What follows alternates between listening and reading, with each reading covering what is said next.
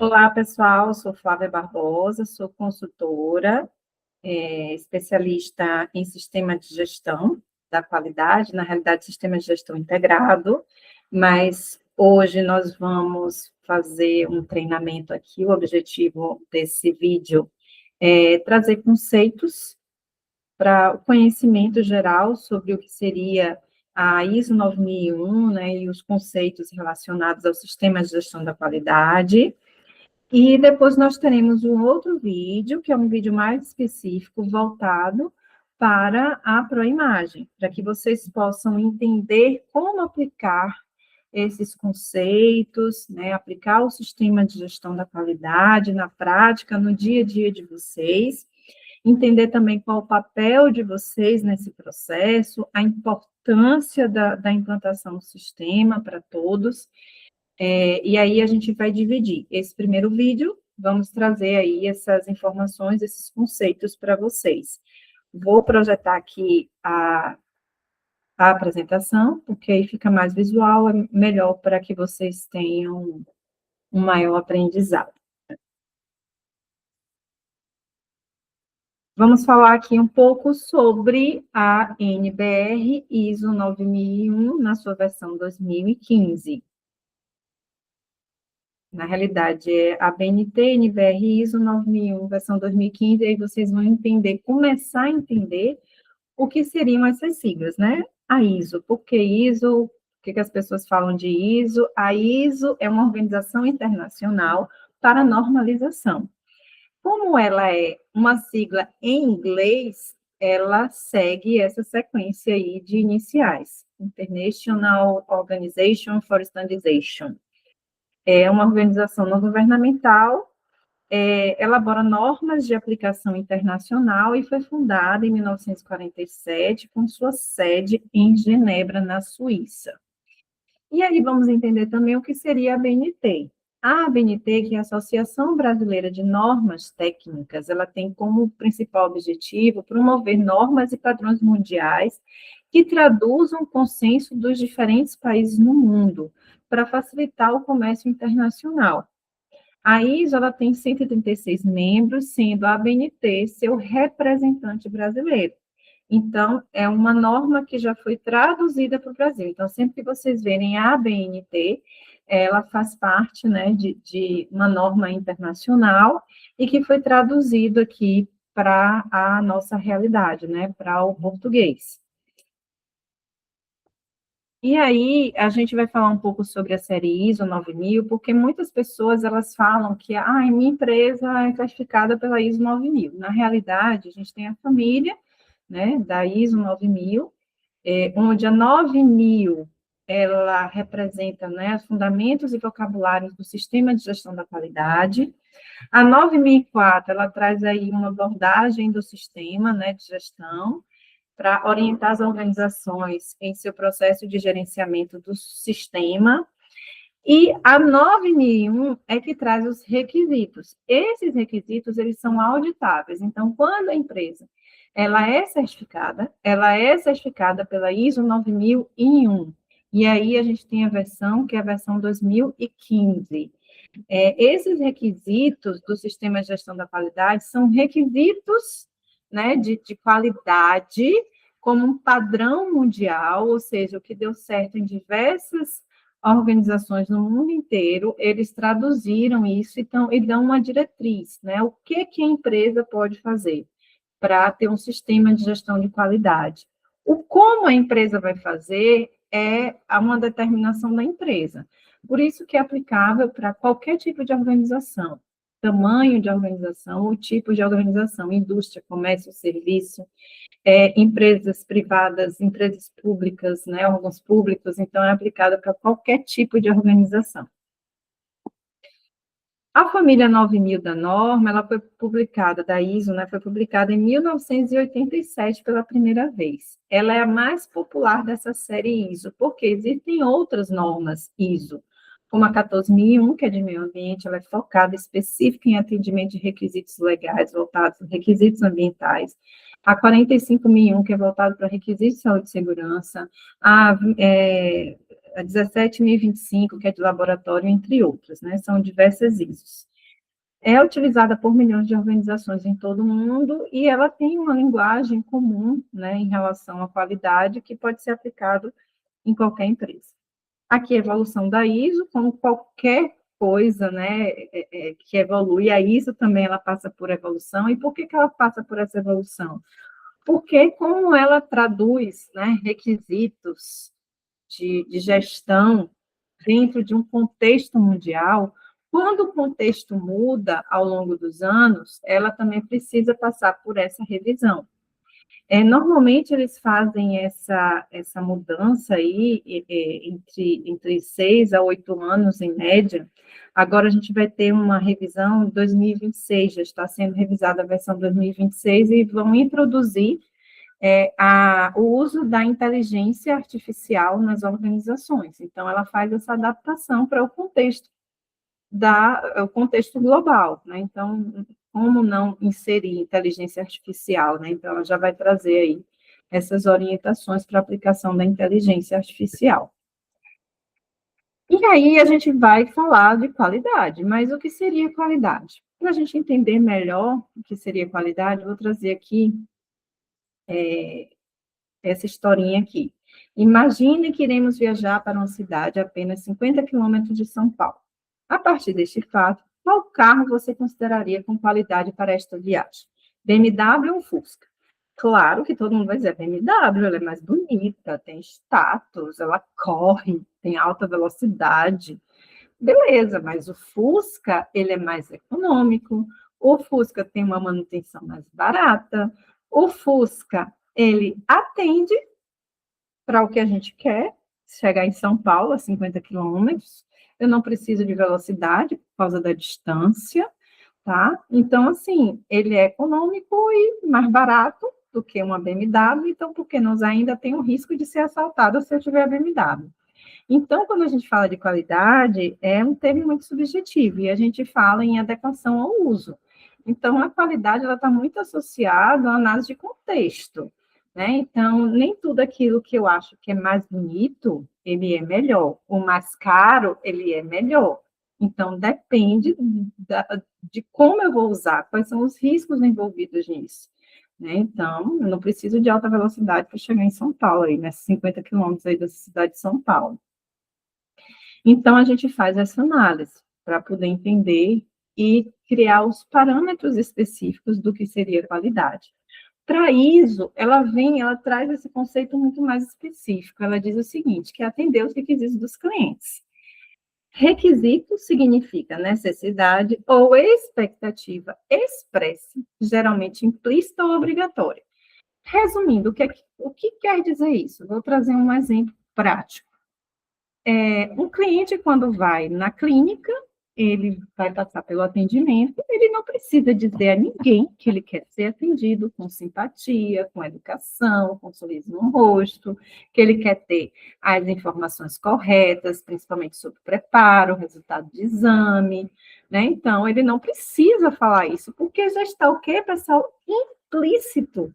Já faz parte do atendimento de qualquer clínica, tá? Não é só, ou de qualquer lugar. Então, qualquer lugar que se tem atendimento já é implícito. A gente tem que ter um mínimo de educação, a gente tem que passar a informação correta, seja a empresa qual for que tiver atendimento, vai ser sempre isso. Não precisa estar em contrato, tá? O que é que pode estar em contrato, ou que eu já declarei para o cliente que eu vou entregar o exame com 10 dias. Se eu já disse para o cliente que eu vou entregar com 10 dias, eu já criei expectativa nele, dele receber em 10 dias. Se ele não receber em 10 dias, eu vou frustrar a expectativa deles. Aí vocês entendem o que é expectativa expressa. Então, a partir do momento que eu já criei essa expectativa para ele, ela já passou a ser expressa, e aí ele vai ficar insatisfeito, porque eu me comprometi a entregar o exame em 10 dias, e eu entreguei em 20 dias. Então, isso é a expectativa expressa. E quando a gente fala em, geralmente, implícita ou obrigatória, eu vou trazer um outro exemplo, que é a questão da do sigilo, né, do cuidado com o vazamento de dados sigilosos. Então, eu faço um exame, eu sou cliente, faço um exame. Eu não preciso dizer na clínica que eu não quero que os meus dados eles vazem, que as informações do meu exame eles sejam compartilhados. Porque isso já está implícito em relação ao tipo de serviço. Então, não é nem ao atendimento, é ao serviço. O serviço que a empresa oferece, né, ele já está implícito não só essa expectativa, mas essa necessidade dele ter cuidado e controle, além de estar expressa, porque a empresa coloca isso na sua missão. Então, tem que estar expresso lá que eu estou dizendo que eu vou dar segurança. E também é obrigatória, porque é obrigatória por causa da LGPD. Então, existe uma lei geral de diretrizes e bases, né, de segurança de dados, que as pessoas, né, que as organizações, elas precisam seguir. Então, ela é implícita e obrigatória. E muitas vezes é expressa, porque eu já coloquei isso aqui, já me comprometi com a segurança daqueles dados, daquelas informações. Essas perguntas aqui eu vou deixar para vocês, para o nosso próximo encontro, então vocês já vão pensando aí para responder. Quais seriam os requisitos dos serviços da Proimagem e o que seria um serviço de qualidade da Proimagem? Só um minutinho, pessoal, porque eu tenho que voltar aqui na nossa aba aqui, porque senão ele fecha a página. Aí eu tenho que voltar. Então, vamos lá. Ih, voltou tudo, não tem problema. E a outra pergunta, o que seria um serviço de qualidade da Proimagem? Essa frase aqui eu gosto muito. Diga o que faz, faça o que diz e prove. O que é diga o que faz? Eu vou escrever em procedimento, manual, instrução de trabalho, as orientações de como executar o processo. Então, tá lá, digo o que faz. E agora eu tenho que fazer o que eu digo, ou seja, seguir procedimento, seguir as normas internas. Então, eu sou treinado para seguir aquelas regras, eu vou executar o que eu deveria executar e eu vou provar. O que é provar? É gerar evidência do meu processo. Então, se o paciente, se eu digo que no meu procedimento, que eu vou cadastrar o paciente no sistema tal, quando o paciente chegar, eu tenho que fazer o registro conforme a orientação, conforme o treinamento de como eu tenho que registrar o paciente. Qual é a evidência? O paciente já cadastrado no sistema. Essa é a evidência do meu processo. Princípios de gestão da qualidade. Não tem como a gente falar de qualidade e pensar que a qualidade é só burocracia. Não, a qualidade ela é muito mais comportamento até do que documento. Né? Documento é o mínimo que a gente tem que ter de controle do nosso processo para padronizar o processo, mas eu não posso deixar de lado esses princípios. O que é princípio? Quando a gente fala da ISO 9001, o foco da 9001 é o cliente. Então, eu desenvolvo todo o meu serviço, meu produto, para atender essa expectativa do cliente. Claro, respeitando a requisitos legais, protocolos de segurança, mas ainda assim, tudo pensando para atender requisito do cliente e para o bem do meu cliente. A liderança. A liderança não tem como... A liderança tem um papel fundamental e a gente tem alta direção e a liderança aí, de outros gestores, né, operacionais. Por quê? Se a alta direção ela não disponibilizar recursos humanos, recurso material, treinamento, contratação de consultoria, né? Se não tiver isso, tecnologia, se vocês não tiverem isso, toda essa estrutura, não adianta a gente falar de qualidade. Então, a alta direção, ela também tem o comprometimento dela com o sistema, para que ele se mantenha. O engajamento de pessoas. Engajamento é vestir a camisa. Você faz parte disso tudo. Então, se a Proimagem, se as pessoas dizem que a Proimagem não presta, logo você também não presta. Se a Proimagem tem péssimo serviço, qualquer pessoa que trabalha na empresa também não é qualificada. Então, a gente precisa vestir a camisa. O engajamento é isso, é você sentir parte da empresa. Abordagem de processo. O foco da 9001 é no processo e não nas pessoas. É a gente entender, eu vou falar um pouco mais à frente para vocês entenderem o processo. É a gente entender que os processos são falhos porque é feito por pessoas. não existe qualidade total, né? Existe melhoria contínua, que é o outro item aqui. Então, os processos, eles são falhos, a gente precisa identificar as falhas e implementar as melhorias. O foco da ISO 9001 é melhoria contínua. Tomada de decisão baseada em evidências, não simplesmente por achismo ou apontar dedo, porque o processo deu errado porque fulana falhou. Será que foi isso mesmo? Com base em que eu estou falando isso? Com base no meu ponto de vista? Eu tenho evidência para embasar essa informação? Então, a gente tem que ter muito cuidado. E gestão de relacionamento. E aí a gente já vem para um outro item. Se eu começo a apontar as pessoas que estão falhando, fulano está falhando, ciclano está fazendo isso. Então, eu já gero um clima, né, desfavorável na organização e, muitas vezes, desequilíbrio aí entre as equipes, as pessoas começam a não querer mais se apoiar e o ambiente profissional já não tem mais qualidade, né?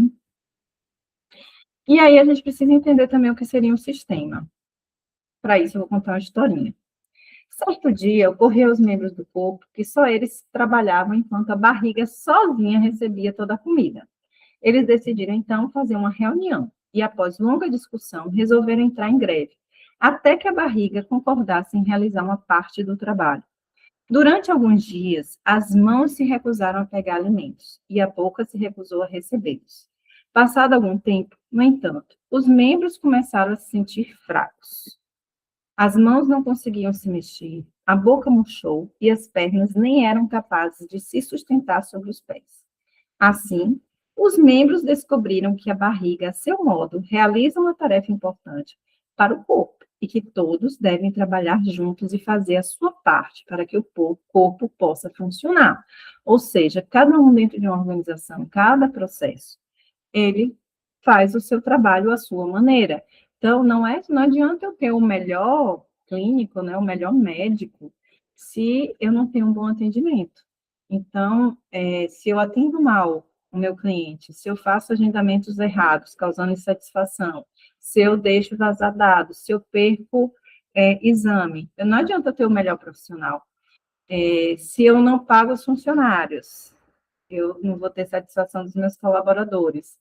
Se eu não faço aquisição dos insumos necessários para a realização dos exames. Então, cada um à sua maneira, cada processo à sua maneira contribui para o resultado. Isso é a visão de sistema. Quando um falha, impacta nos demais. Então, se eu tenho dor de cabeça, né? Se eu fico sem comer, eu não vou ter problema só no meu estômago, eu vou ter dor de cabeça, depois vou ter fraqueza, e vai atacando outros órgãos do nosso sistema, né? Aqui, para a gente entender um pouco de processo, que a gente tinha falado anteriormente, a visão por processo. Então, todo processo, ele tem entrada. Que essa entrada, são as fontes de entrada, são pessoas, né, recursos materiais, eu vou ter aí informação, eu vou ter tecnologia, sistema. Então, tudo que eu vou utilizar para transformar essas entradas em saídas. Então, imagine que um cliente entrou em contato comigo para fazer um agendamento. Eu agendei para um médico que não vai atender naquele dia. A gente já teve aí uma saída não conforme, porque eu gerei, né, fiz todo o meu processo e gerei uma saída não conforme, porque eu agendei num horário e no dia que o médico não vai para a clínica. Adianta eu só dizer, apontar o dedo para a atendente, né, que fez errado, que... Não, eu preciso entender por que isso aconteceu. Onde é que está a falha? Então, quando a gente trabalha voltado para o processo, é isso. Para mim, não importa se fulano errou. Eu quero entender por que que ela errou. Por que que cometeu essa falha? Ela não foi treinada? Ela não teve a informação não estava disponível, porque a gente precisa melhorar. Então, eu preciso entender para aquilo dali não virar uma bola de neve, porque senão daqui a pouco várias pessoas vão estar sendo agendadas em dias e horários que os médicos não estão na unidade. Então, não adianta só eu fazer um pêndulo, eu preciso analisar o problema para que isso não vire uma bola de neve. A norma ela é toda preventiva, ela trabalha para a gente prevenir que algo pior aconteça. Então, isso é crítico, vai causar insatisfação no meu cliente, vai causar insatisfação, né? Uma insatisfação para o meu parceiro, o médico, né? Que tem um paciente dele lá que foi agendado errado, que vai reclamar com ele. Então, gera uma série de problemas e que a gente depois gasta tempo e energia tentando resolver problemas, ao invés da gente trabalhar na causa raiz desse problema para que ele não ocorra mais. E aqui o ciclo PDCA, para encerrar, né, que é outro foco. Então, a norma ela trabalha dentro dessa visão do PDCA, o que seria o P, é como a gente planeja o nosso processo, né, os procedimentos que a gente elabora, as instruções, os formulários, as informações, tudo que a gente vai utilizar para o nosso processo. Então, eu planejei todo o meu processo, planejei os recursos, se eu vou usar computador, se eu vou usar sistema, se eu vou usar impressora, se eu vou usar telefone. Então, tudo isso tem que estar bem planejado e eu tenho que ser treinado para poder executar conforme foi planejado. O checar é verificar se eu estou executando conforme planejado. O que é se checar? Eu posso checar com checklist de verificação, com auditorias internas, auditorias externas, com indicadores, para entender reclamação de cliente. Poxa, o cliente está reclamando que tem um número de atraso muito grande na entrega dos resultados. Então, eu tenho que analisar por que isso está acontecendo.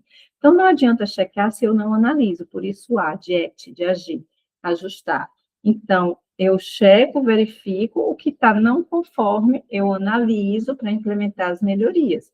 E aí, de repente, eu vou ter que replanejar o meu processo, verificar o meu sistema, né, para eu poder fazer os ajustes e as melhorias para rodar de novo o meu PDCA. Então, isso é a visão de melhoria contínua, tá?